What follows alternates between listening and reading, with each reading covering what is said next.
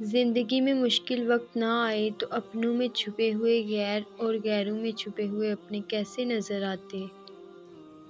اچھی بات کو غور سے سنو، کہنے والا خواہ کوئی بھی ہو۔ زندگی سب کی ایک جیسی ہی ہوتی ہے، لیکن اسے گزارنے کے انداز مختلف ہیں۔ اس سے لڑتے لڑتے کچھ مٹی ہو گئے اور کچھ پتھر۔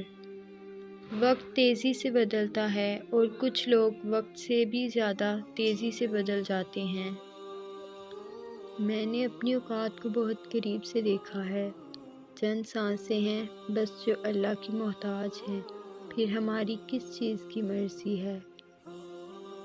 اولاد کی غلط تربیت کا طعنہ ہمیشہ ماں کو دیا جاتا ہے، جبکہ تربیت کسی ایک فرد کی کوشش اور ذمہ داری نہیں ہوتی۔ گھر کا ماحول، افراد کا رہن سہن، گھر کے دوسرے افراد کی شخصیت، گفتگو اور کردار بھی اثر انداز ہوتے ہیں، مگر یہ بات ہمارا معاشرہ نہیں سمجھتا ہے۔ ایک تعلق سے دل کچھ اس طرح بھر گیا ہے، وہ زندہ ہوتے ہوئے بھی میرے لیے مر گیا ہے۔ محبت صحرا میں پیے گئے پانی کے آخری گھونٹ جیسی ہونی چاہیے، جس کے بعد دوسرے کی گنجائش ہی نہ ہو۔ تعلقات اکثر قصور سے نہیں بلکہ ذہن کے فتور سے خراب ہوتے ہیں۔ دولت کس چیز کا نام ہے؟ اولاد کا راضی رہنا، ماں باپ کا راضی رہنا، دوستوں کا دوست بنے رہنا اور صحت کا قائم رہنا۔ کبھی کبھی انسان کو وہ رشتے بھی تھکا دیتے ہیں جو اس کا سکون ہوتے ہیں۔ رسول اللہ صلی اللہ علیہ وآلہ وسلم نے ارشاد فرمایا، جب تم میں کوئی اپنی بیٹی کا نکاح کرنا چاہے تو اس سے پوچھ لے۔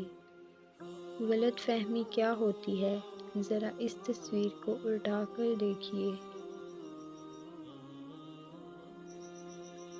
لوگوں کو راضی رکھنا ناممکن ہے اور لوگوں کی زبانوں کو خاموش رکھنا اس سے بھی مشکل ہے۔ تو نے تنکے سمجھ کے پھونک دیا، میری دنیا تھی آشیانے میں۔